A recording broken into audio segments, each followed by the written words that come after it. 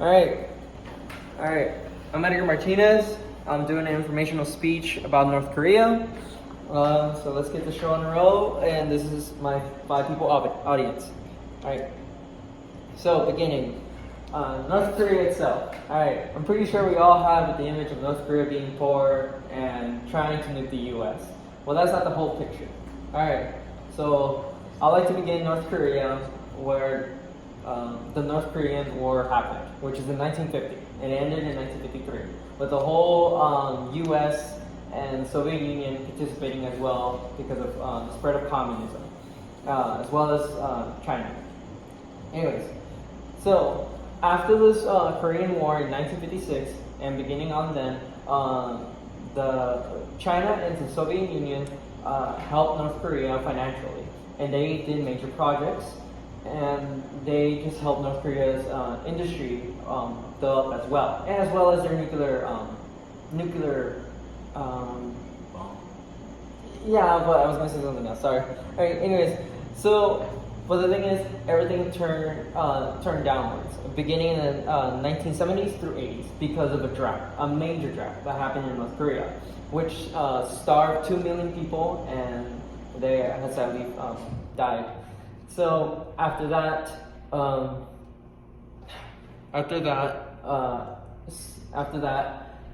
North Korea started trying new 5-year plans, which is a common plan for communist nations.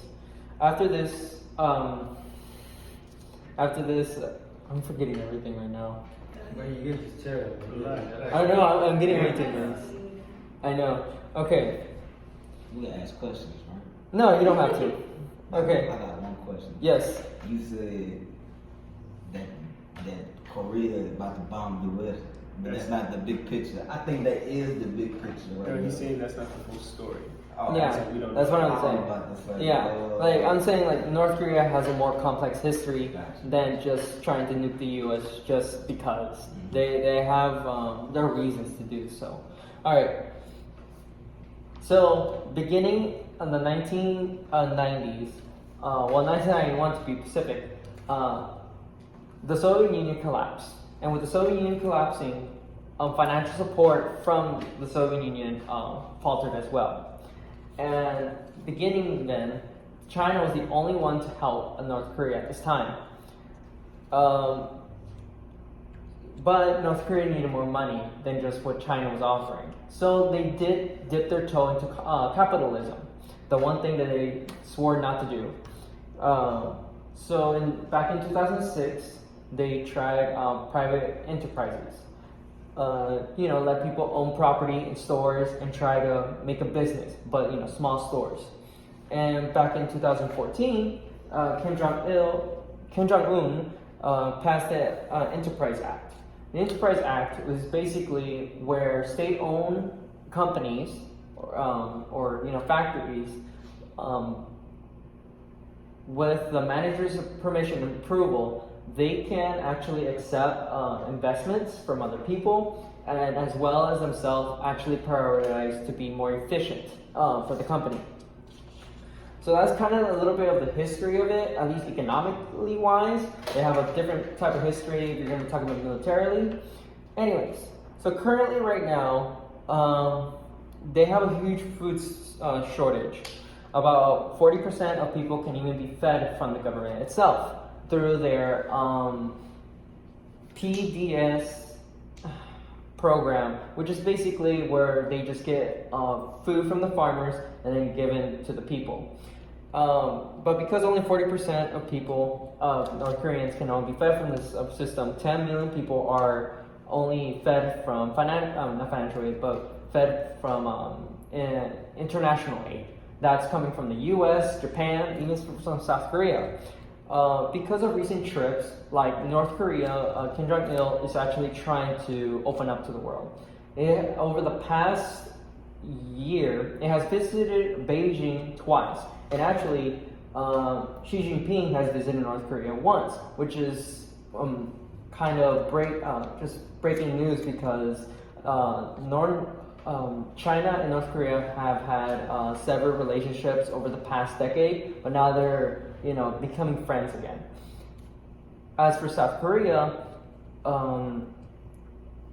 their presidents, Moon Jae-in and Kim Jong-un, has visited each other at the border, and that was actually the first time they've ever done that. As for leaders of both nations, which in turn, South Korea has promised 50,000 tons of rice to help alleviate the hunger of the North Koreans. But North Korea isn't just doing visits like with the President Trump trying to, change the world that way. They're also trying to change their image by creating cities like Xinjiang, which is a winter tourist attraction, and Karama, which is a summer tourist attraction. These two attractions are meant to attract, foreign people to come and visit North Korea, so that North Korean government can get some foreign cash, so that they can buy the stuff that they need or want. As from last year, 2019, over 2 million Chinese have visited Sanjing, and for them it has been very successful. And as of right now, they are trying to finish Kalama because, summer is almost upon us. So, really, North Korea as of right now is trying its best, or Kim Jong-un is trying their best to change North Korea's economy to be more of a formal one than instead of an informal one. Reason being so they can actually buy the stuff and actually have foreign cash, and so that their won, which is North Korea's currency, actually gets stronger. As of right now, I would say Kim Jong-un, as for projects, he's been doing major projects in the terms of transforming the huge ghost hotel, as they say, in the central Pyongyang, and also they've been doing outside projects for other people. Sure, North Korea still has a problem with its rural population not having electricity, which is very true. But do I believe North Korea as itself, if it opens up to the world, getting foreign cash and actually upgrade its power structure, infrastructure, do I believe that it can be a better nation? Yeah, but I do believe that Kim Jong-un is way better than his grandfathers and all. Reason being is because they believe in more isolation and cutting themselves off the world. Kim Jong-un is different. Since he got into power at a very young age of 25 years old, I believe, he been trying to transform the country for better or worse, and I think over all the information I've been reading over the past 3 years, I do think he is a capable leader to change North Korea. But yeah, I think that's me it. All right.